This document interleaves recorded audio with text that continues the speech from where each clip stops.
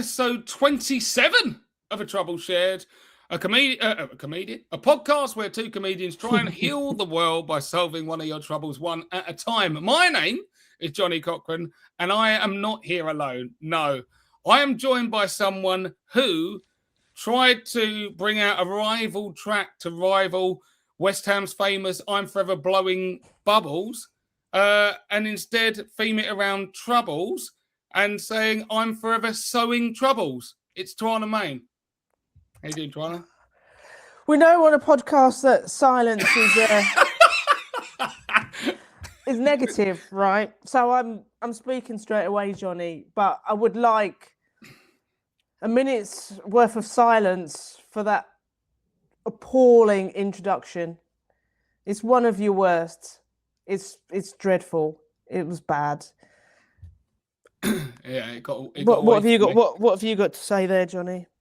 The point is I had to think on the spot and I panicked. And as I went further down the line, I just you know it's going bad, but you can't get off it because then it doesn't even make sense. So at least just commit to something that's gonna burn in a ball of fire and ash. And then you say, yeah, that was my abomination, but it was delivered. You saw what I was trying to do and you just weren't bought in. But I'd rather do that than leave you with some Salvador Dali abstract piece where you're like, I don't even understand what this guy's talking about. So, yeah, I take it on the chin, and we'll do better.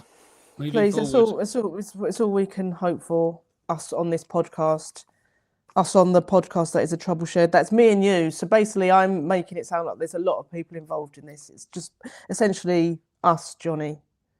Do it for us. You're the mouthpiece of the audience that are listening. You know what I mean? There's probably about 5 people there going, So you were expressing discontent, and he had every right to. Twayna, a week. I'm not even going to lie to people. It's not been a week since I saw you last. We've back-to-back these records. That's why we're in the same outfit. Any troubles that have developed since the last record that we did? Well, no, but I would like to just say early doors. Johnny and I have an email for this. It's atroublesharedpod@gmail.com. Send us your troubles to that. That's all I'm going to say. Johnny, do you have any troubles? You had last week, you were talking about your internet provider. Yes, indeed. And well done for doing that mailbox. We forget that, and it's kind of crazy that we definitely have to get it in there.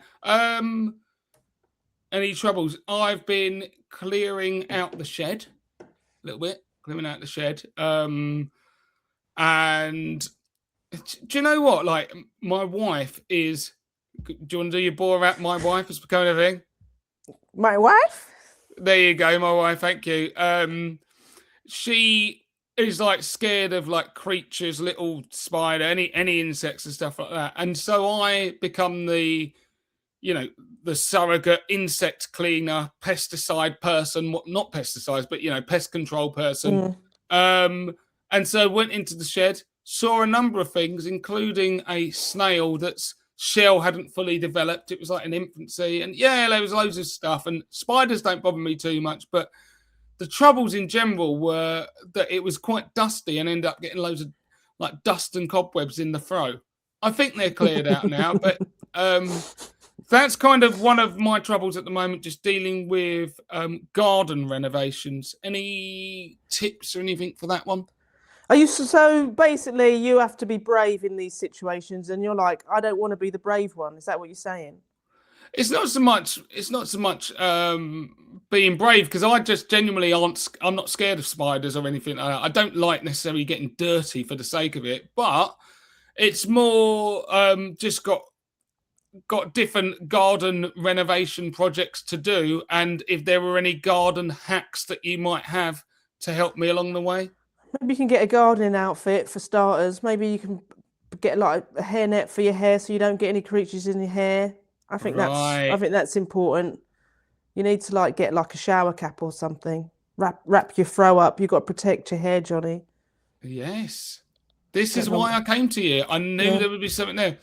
Go out in what is about to be the UK summer in a hairnet / shower cap. Yeah. in-house my head. So Yeah. what my children will do is find a collapsed father in the shed who's dehydrated and overheating it. But either way, I'm up for it. I won't But you'll have look to good. wait But my you'll hair. look good. That's the most important thing. When you're in A&E being revived, you'll be like, well, he looks great. Look at his hair. Look at him. Clean, not a He looks. cobweb in He looks. He sight. looks amazing. Yeah. I'm going with it. Twayna, you've helped me. Should we help some other people? Yeah. Do it. Let's jump on this one. Right. I'm a woman in my 20s and I've been dating someone for a few weeks. He's attractive and interesting, but he's way too keen and it's turning me off. I'm not used to this level of attention, especially so early on in a relationship. In fact, most of the guys I've dated in the past have been the opposite. I was constantly trying to guess whether they were into me or not. So far, we've been away for the weekend together. I've met his colleagues in the evening for a drink. I've met his parents, his sister, and the dog, and he constantly texts me. I don't know whether I'm overthinking this or being a bit ungrateful. My friends all think he's great, but they've only met him a couple of times for a quick drink. I don't know what to do. Should I suggest cooling things off a bit? I'm missing my own space and just need some downtime to work out how I feel. I don't want to hurt him, though. Plus, there's a chance he's perfect for me. Is this situation giving red flags, or should I be more open to romance? What do you reckon, Twayna? Well, it does sound like a lot's happened in a few weeks. I mean, meeting somebody's parents and their dog, that's a lot. Pretty much, if he doesn't propose to you in the next 3 months, then he's not the over enthusiastic guy that you thought he was. It does sound a little bit too enthusiastic. I'm sorry that you've dated some people who seem to have just been at the complete opposite end of the spectrum, and you're possibly looking for something in the middle. Just a nice guy who's attentive, is really interested in you and wants to do interesting stuff with you, and is not necessarily up for rushing everything. So maybe he is a bit gung ho. Maybe just tell him that you're feeling a little bit smothered and overwhelmed, and just back the fuck off, Derek. You're doing my head in. His name is definitely Derek as well. Yeah. It is Dirk. I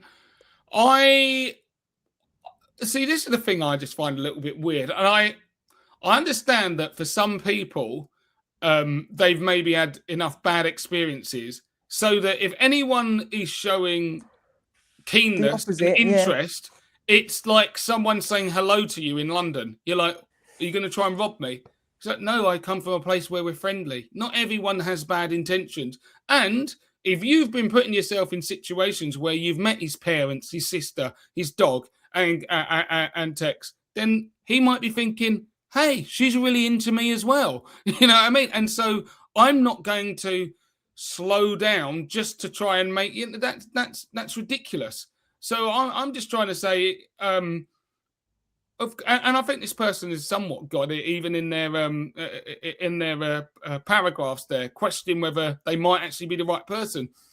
If they are, then you just blowing, pouring cold water on it to feel like you're not being pressured can just kind of stamp out what would be a decent chance.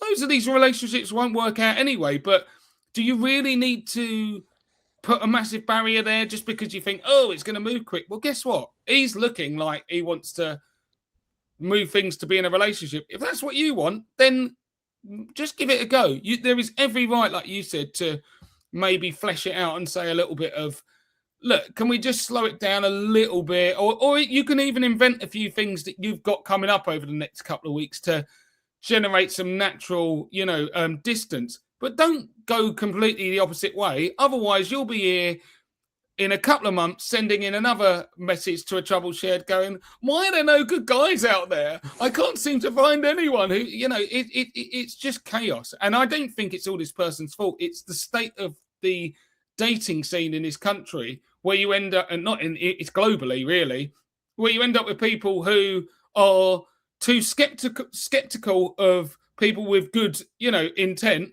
and too persistent over people who have got so many red flags, it's obscene. But if you're planning for it to work out, then give people a chance and go into it with the best of intention. If they let you down, then you change course from there. So, yeah, I would say outside of doing a little bit of, oh, yeah, I'm actually busy this weekend, natural distance, give it a go.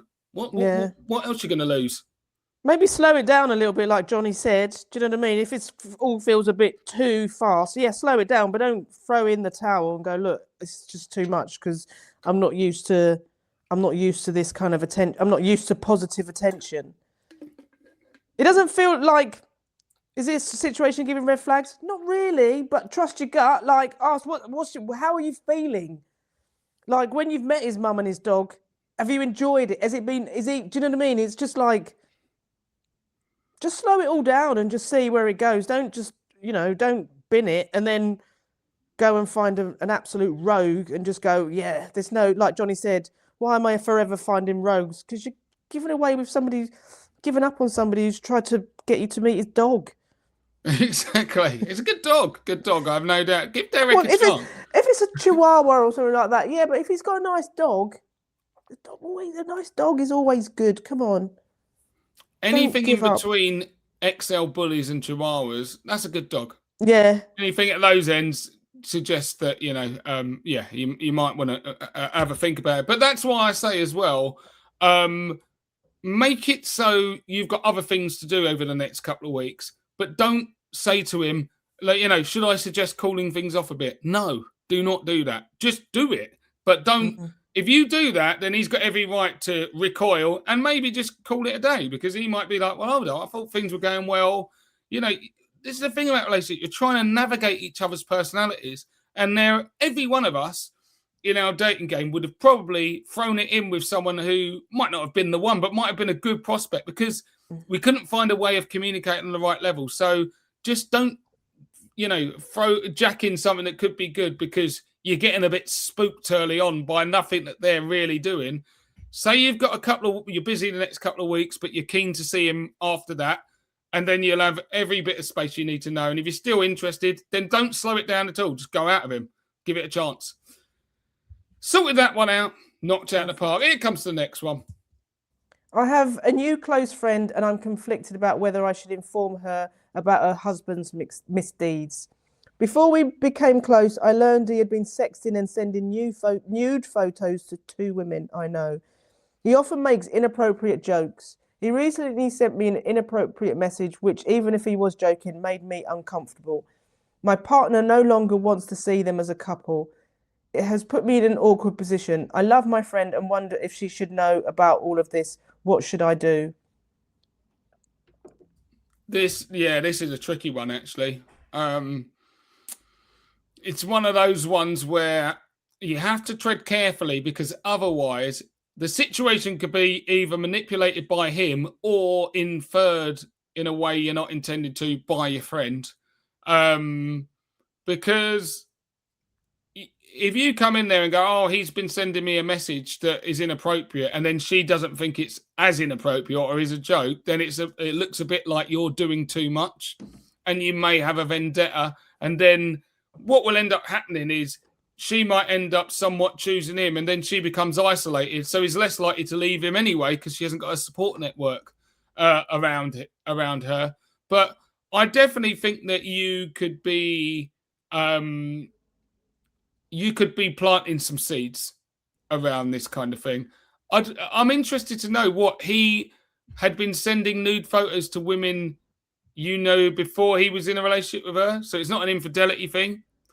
What is that? Just because you don't like him doing that? Were they unsolicited nude pics, or like you just don't like that kind of thing? So it's one of that. But either way, if the fact that your partner as well doesn't like them as a couple says that it's not just you with a vendetta. It sounds like this guy is bad energy, bad vibes. So I would suggest bringing this up slowly, seeding it out there. And if not, just start sending her the nude photos.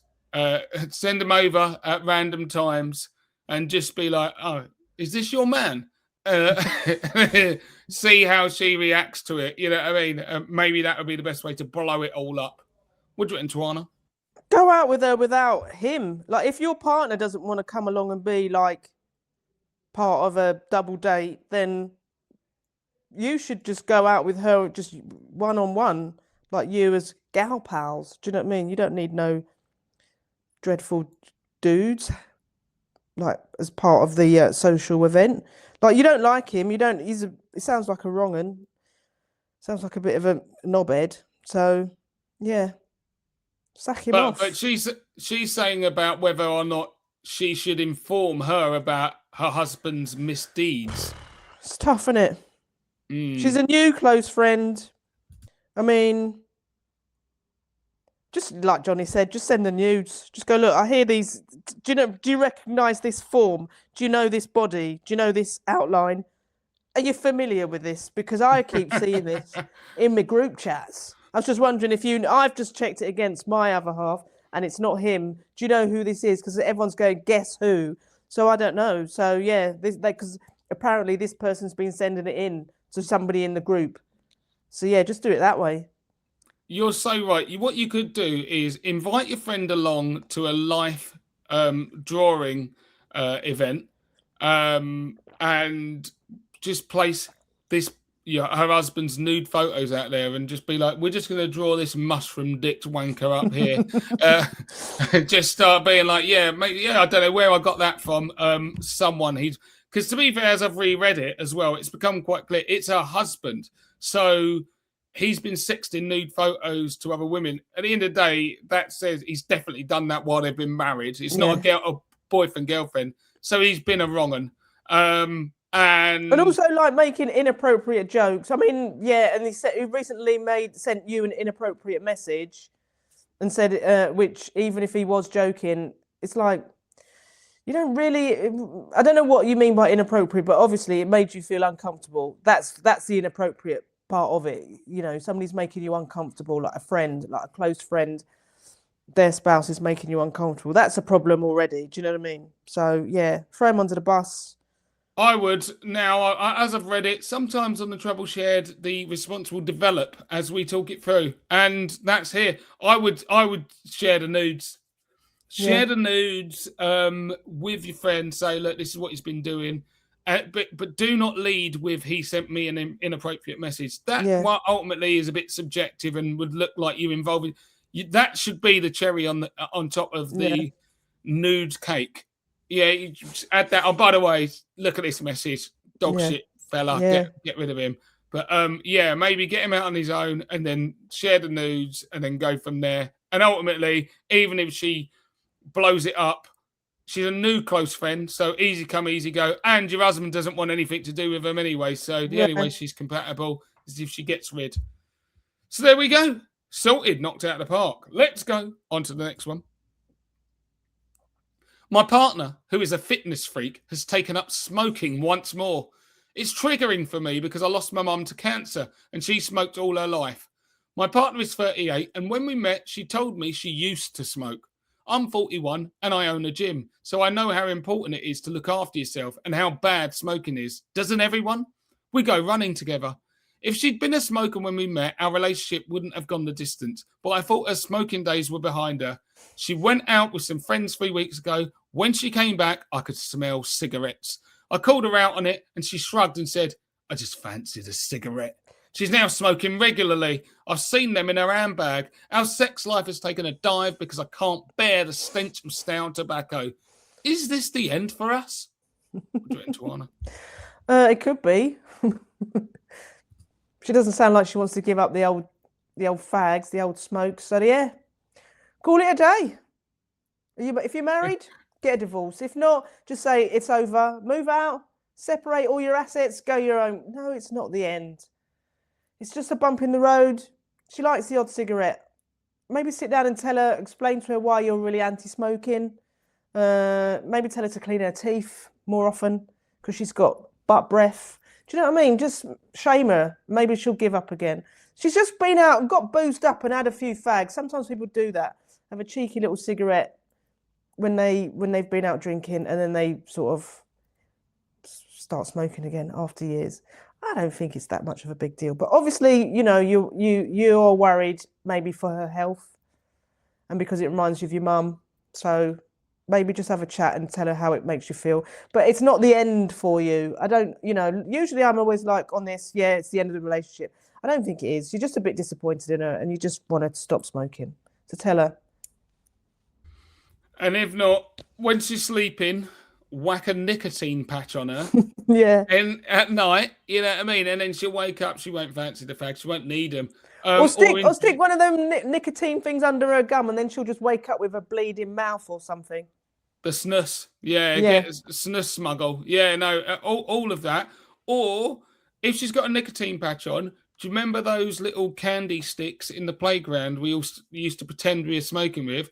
Give her one of them to pretend she was smoking with, so she's got something in her fingers, but she's getting the nicotine sorted. Don't even need a vape. Just go in with that. But no, I think the point is, and this person's even admitted using the correct word, it's triggering because of he's lost his mum. And I think I'm a bit like you in terms of it's not the be all and end all in isolation. If someone's had a few cigarettes, it shouldn't be. And, you know, if it is, then I'd say that's more of a highly strung position from you. However, what is clear is what we always tend to say is if you find someone in a relationship and you choose to be with them, then take them as you find them. And if they keep doing the same things, you can't have a go at them for not changing as they go on. Too many people like that. Oh, I thought they'd grow out of it. Well, they didn't. And guess what? You got with them, so get on with it.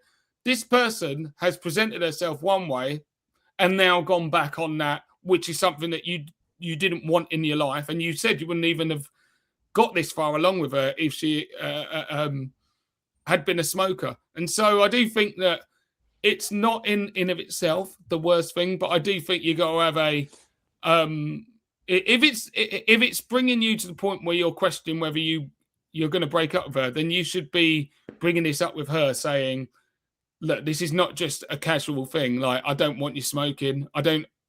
There are issues in my life which understandably mean that I'm just not down for anyone who wants to be a smoker. And without trying to be too controlling, I'm choosing not to be with someone who wants to do that, certainly not on a regular basis. If you want to start smoking, then it's going to be the end of the line. Because I don't think it's really just about someone getting a bit boozed up and having the odd fag. This is more about a lifestyle thing. And you've got every right to choose the lifestyle and the partner that fits that. So, yeah, I don't know if this will be the end, but I definitely think you do need to have a chat with her a little bit about it, because I think it could be, depending on how open to your complaints she is, basically. So, yeah, bring it up with her anyway. And if not, whack a nicotine patch on her when she's sleeping and see if she still wants it.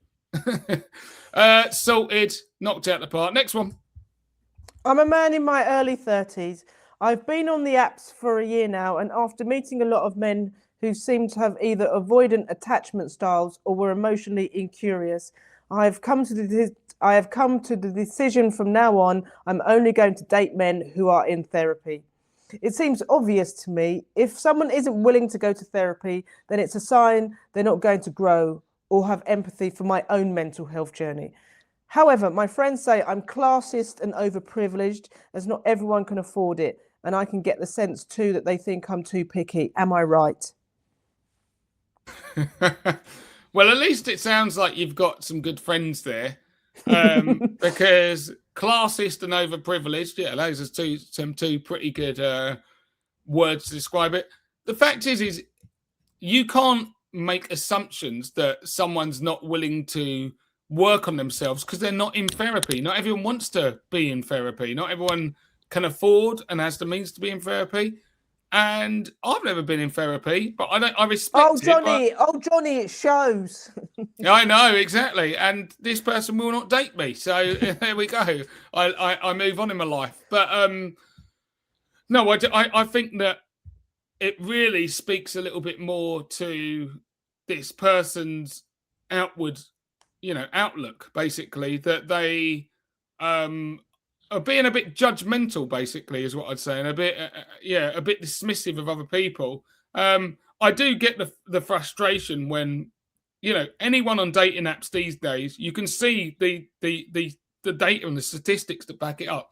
Not just in gay relationships, but in hetero relationships. A lot of people are struggling to meet anyone, certainly outside for anything than, hookups. It just doesn't go anywhere because of the oversaturation of choice and transactional relationships. I love this person coming to the end of each date and being like, "That's not going to go anywhere. He was emotionally incurious." Yeah. I think he was avoidant. His attachment style was avoidant. It's like, bro, enough.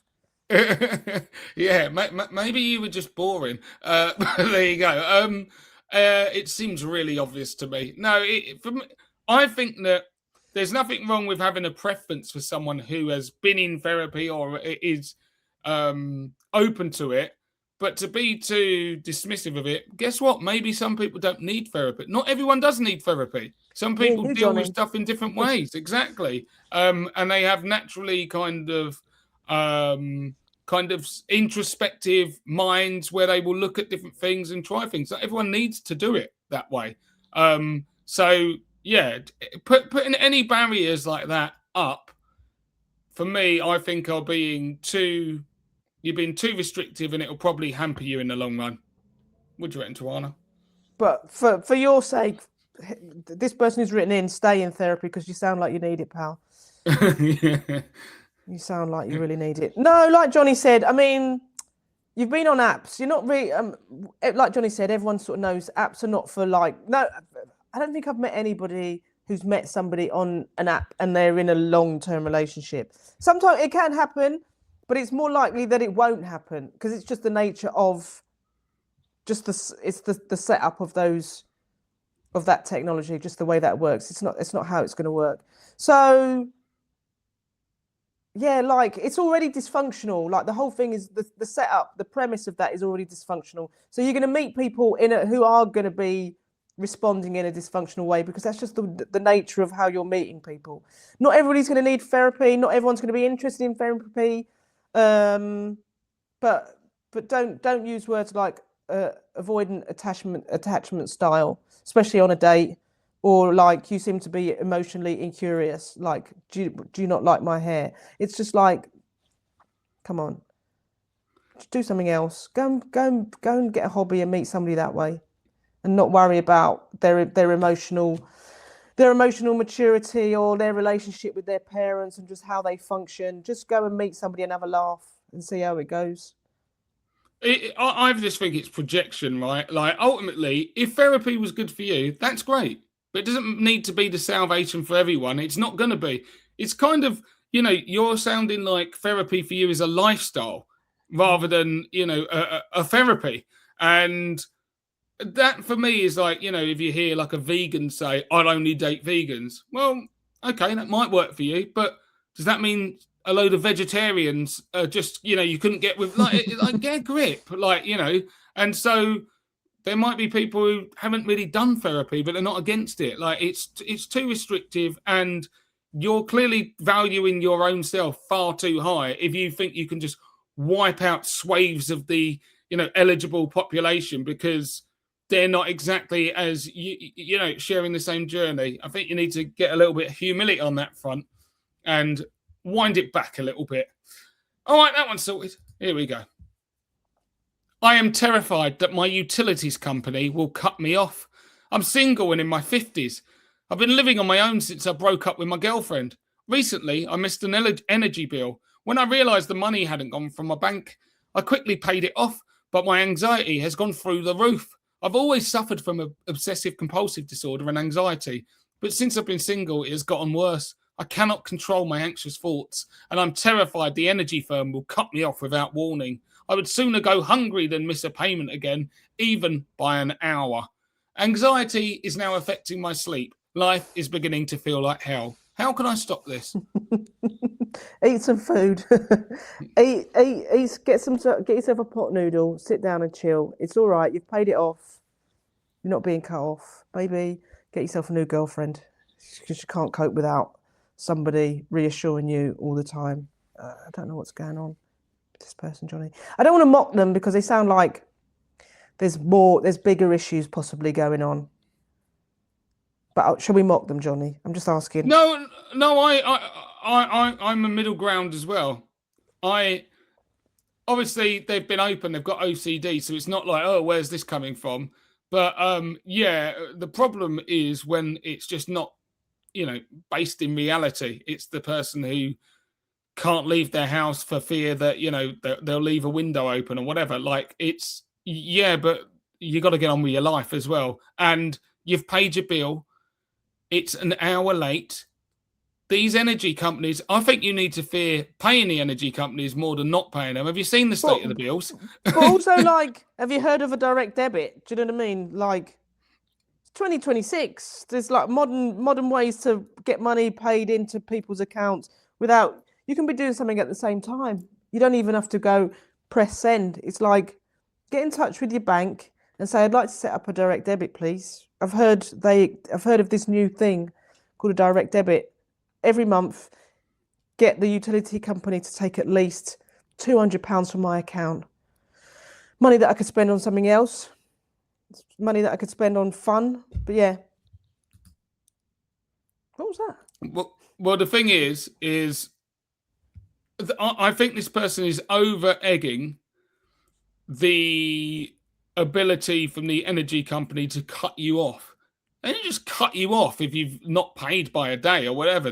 You'll have bailiffs round at your house before that anyway. Like, they'll be taking your settee and stuff, mate. That's something to get anxious about. But it's just not as, this isn't the Matrix. Agent Smith's not turning around, and they largely have loads of people who haven't paid for a lot longer than an hour.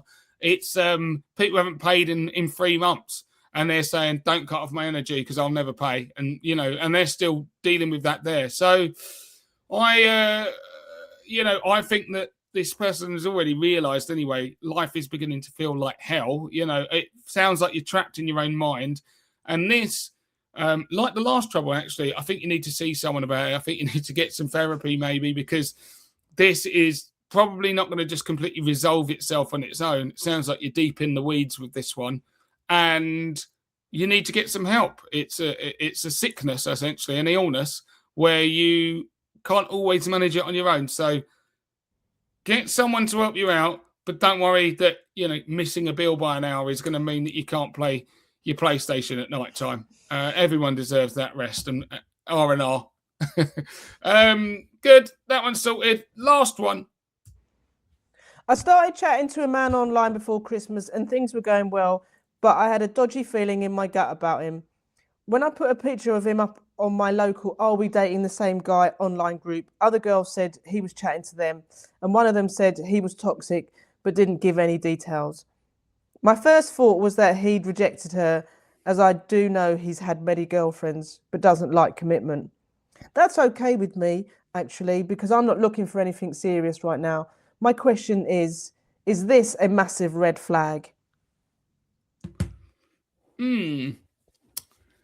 Well, you're not looking for anything, and for someone who is not looking for anything serious, unless you are worried that this person's like dangerous, then who gives a shit if he's getting with other people? Like, so are you, right? You're dating someone, and I'm more interested in the fact you've got an Are We Dating the Same Guy online group. That's quite cool, sophisticated there. And he was chatting to them. I mean, unless you've said that you're mutually exclusive and stuff like that, which doesn't sound like, unless I've not read that, you haven't seen that, have you? I don't think that she's claiming that they're exclusive. So I think that get on with it. If you fancy him and you're not looking for anything that serious, then I don't think there's anything to bemoan too much. The one caveat would be, if someone said it's toxic, tap that person up again and go, come on, please elaborate. Just let me know. What is the toxic behavior? It's just, he breadcrumbed me or whatever, or didn't get, or ghosted me, whatever. Just like you're a big adult, get on with it. If you want to get with this person, get with them. But you're not being, led up the garden path. You know what you're doing. You're getting into it. If you fancy them, crack on and have some fun.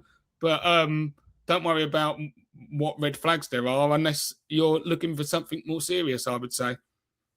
I think they do have a problem with this though, Johnny. Because they've gone, I'm not looking for anything serious right now. But she said earlier on, I had a dodgy feeling in my, like, she's not 100% happy with this guy. That's why she wrote to us, Johnny. That's why she's come to the experts.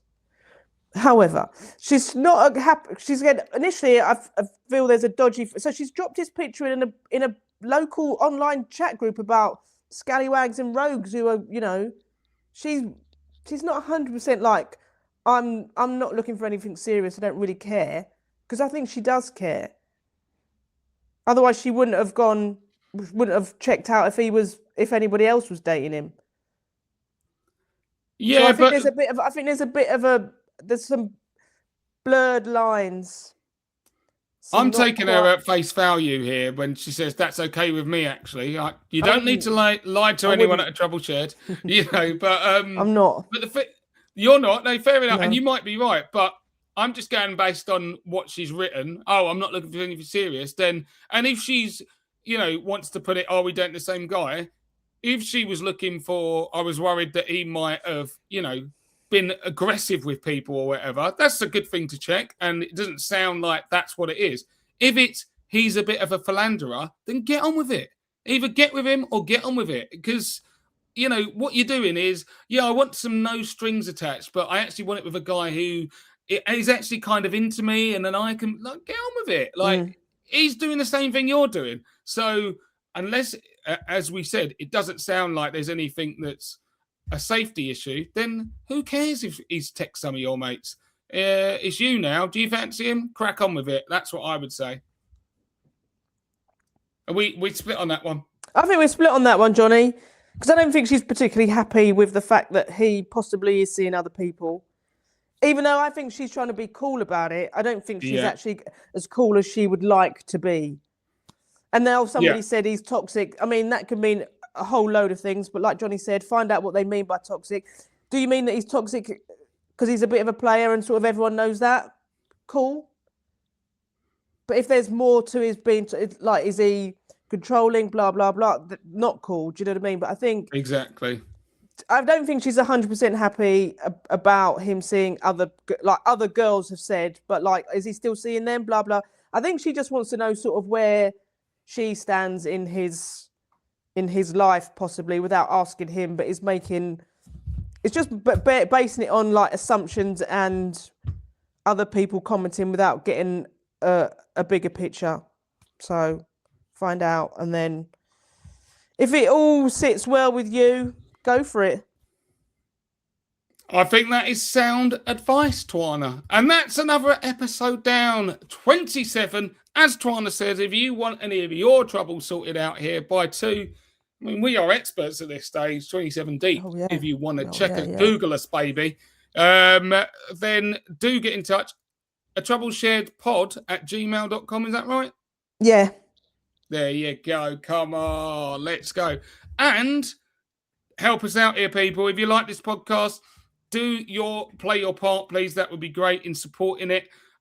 Share this podcast with friends, people that you think might like it. If you like it, it's the only way to get it growing and to get more people listening to it, because that will be good for everyone. Apart from that, we will be back next Tuesday with more troubles getting solved. And before that, all that's left for me to do is remind everyone that a trouble shared is a trouble halved. Bye-bye.